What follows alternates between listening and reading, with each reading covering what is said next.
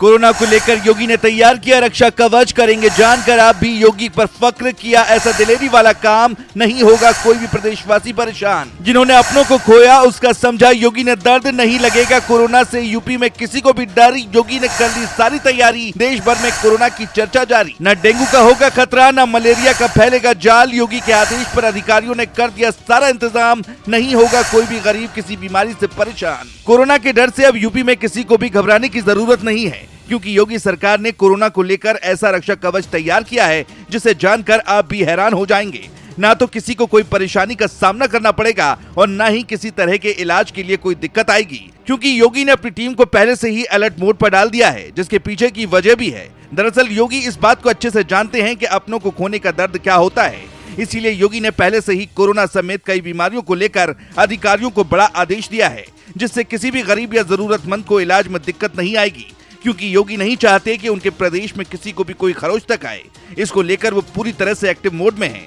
आपको बता दें कि इससे पहले जब कोरोना काल था तब भी योगी ने खुद जमीन पर उतरकर बैठक की थी, प्रदेश की जनता की देखभाल कर रहे थे, यहाँ तक कि नवरात्रि के 9 दिनों के उपवास में थे, तब भी योगी लगातार लोगों की रक्षा के लिए आगे आते रहे। इससे बड़ी बात, जब योगी जी के पिताजी का निधन हुआ तो इस पर योगी ने बड़ा संदेश दिया और कहा कि निजी दुख से बड़ी है देश के सबसे बड़े राज्य में जनता को कोरोना से बचाने की जिम्मेदारी।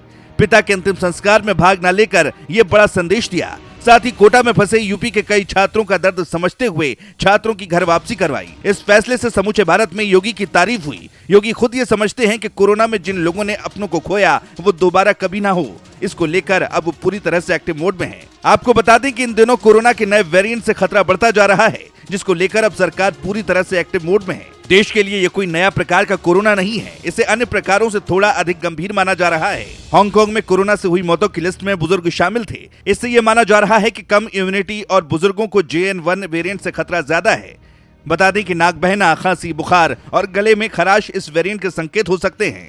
इसके अलावा सिर दर्द, उल्टी, मतली और दस्त के साथ ठंड लगना भी JN1 वेरिएंट के लक्षण हैं। इसलिए अगर किसी भी तरह की कोई दिक्कत है तो अस्पतालों में जाकर डॉक्टर से बात कर सकते हैं, क्योंकि योगी ने अधिकारियों को सख्त निर्देश दिया है कि अस्पतालों में किसी तरह की कोई भी दिक्कत ना हो। इसके लिए योगी ने समीक्षा बैठक भी की, जिसमें योगी ने स्पष्ट किया है कि भले ही वर्तमान में यूपी में कोविड को लेकर कोई विशेष चिंता की बात नहीं है, लेकिन विदेशों में बढ़ते मामलों को देखते हुए पूरी सतर्कता और सावधानी बेहद आवश्यक है। सीएम योगी का मानना है कि सावधानी ही सुरक्षा है, इसलिए किसी भी तरह की लापरवाही राज्य हित में नहीं होगी। इसके लिए योगी ने एयरपोर्ट्स, रेलवे स्टेशनों और बस अड्डों जैसे सार्वजनिक स्थलों पर भी कोरोना को लेकर अलर्ट रहने को कहा है।